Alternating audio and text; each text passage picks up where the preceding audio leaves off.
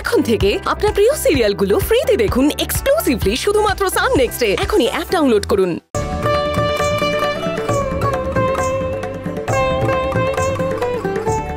সমগ্র গন্ধর্বপুরের এবং মহারাজের ভাবী সন্তানের মঙ্গল কামনায় যে মহাপূজার আয়োজন করা হয়েছিল তা যথাযথভাবে সুসম্পন্ন হয়েছে। মহারাজ, এবার আপনি এবং মহারানী পঞ্চামৃতে দেবাদিদেবের অভিষেক করিয়ে আসন্ন সন্তানের মঙ্গল কামনায় যজ্ঞে বসুন। কিন্তু মহারাজ, এই যজ্ঞের কি সত্যি কোনো প্রয়োজন আছে?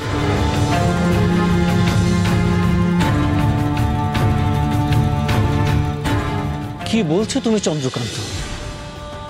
প্রয়োজন নেই? এর আগে আমাদের চারটি সন্তান পৃথিবীর আলো দেখার আগেই। চুপ করুন মহারাজ, দয়া করে চুপ করুন। আজকের এই শুভ দিনে এসব কথা বলবেন না।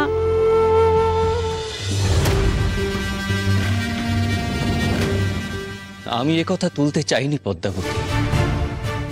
গুরুদেব স্বয়ং যেখানে বলছেন এই যজ্ঞ না হলে আমাদের আগত সন্তানের জীবন রক্ষা করা সম্ভব নয়, সেখানে আর তাছাড়া এই যে পূজা, এই পূজা তো শুধুমাত্র আমাদের সন্তানের জন্য নয়, পূজা সমগ্র গন্ধর্বপুরবাসীর জন্য, তাদের কল্যাণের জন্য। আর সেখানে তোমার নিজের দাদা হয়ে এ কথা কি করে বলতে পারলো চন্দ্রকান্ত? হ্যাঁ বলেছি, বলতে বাধ্য হচ্ছি, কারণ শিব শিব করে তুমি তোমার বিচার বুদ্ধি হারিয়ে ফেললেও আমি হারাইনি। জরাসুরের প্রকোপে একের পর এক নগর গ্রাম রোগ ব্যাধিতে উজাড় হবার জোগাড়।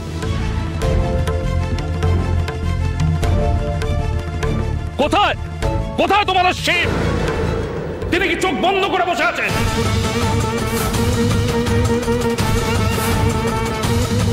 মানুষের হাহাকার তার কানে পৌঁছচ্ছে না।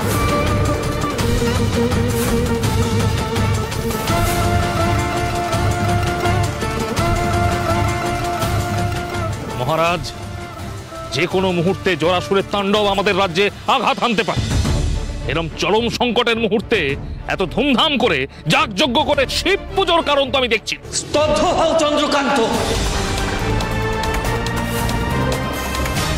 দেবাদিদেব সম্পর্কে আমার সামনে একটা কটু কথা বললে আমি কিন্তু। ক্ষমা করবেন রাজন, আপনি আমার স্বামীকে ভুল বুঝছেন। উনি আসলে নিজের ভগিনীর জন্য খুবই দুশ্চিন্তায়। মহারানী পদ্মাবতী গর্ভবতী, এদিকে রাজ্যে মহামারীর এই প্রকোপ, এই সব দুশ্চিন্তা থেকেই আমার স্বামী এই কথা বলে ফেলেছেন। রাজন, আপনি আমাদের ক্ষমা করবেন। বৌদিদি, আমি জানি তুমি আর দাদা সব সময় আমার মঙ্গল চিন্তা করো, তবে দেখো এবার আর কোনো অমঙ্গল হবে না, আমার মন বলছে।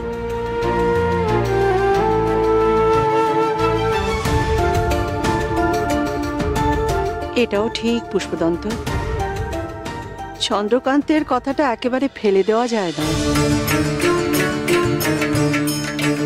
বিশেষ করে পাশের রাজ্যেই যখন জরাসুরের প্রকোপ শুরু হয়ে গেছে, শুধু আমাদের গন্ধর্বপুরী মহাদেবের কৃপায় এখনো সুরক্ষিত।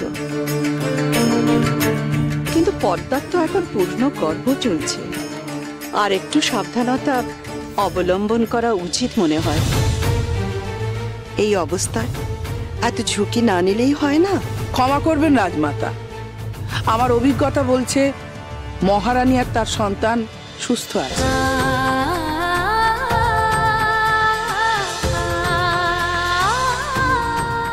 মহারাজের রুদ্রবীণার তালে স্বয়ং নটরাজ নৃত্য করেন।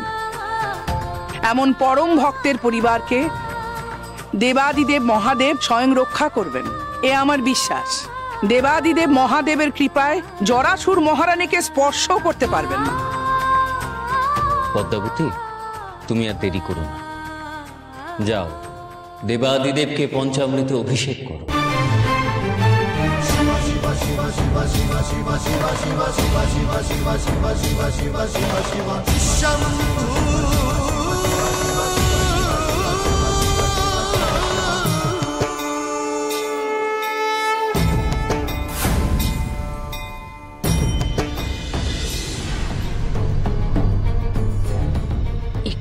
ধৈর্য রাখুন স্বামী, মাথা ঠান্ডা রাখুন।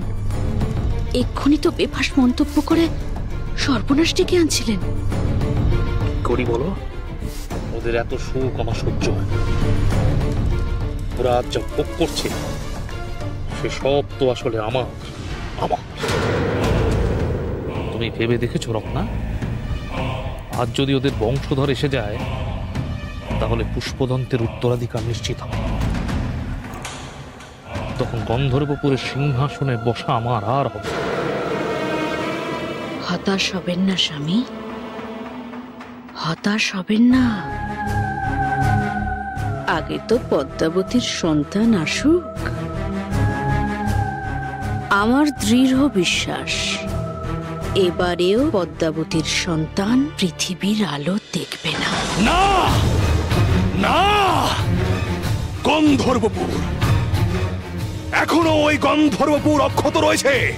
আমি ওই গন্ধর্বপুরকে নিশ্চিহ্ন করে দেব। ওই গন্ধর্বপুরের শিব ভক্তদের থেকে পরম শিব ভক্ত আমি জরাসুর। আমার সামনে আর কেউ থাকবে না, থাকতে পারে না কেউ না। মহাদেবের অভিষেক করার আগে আমি জরাসুর তাদের শেষ করে দেবে।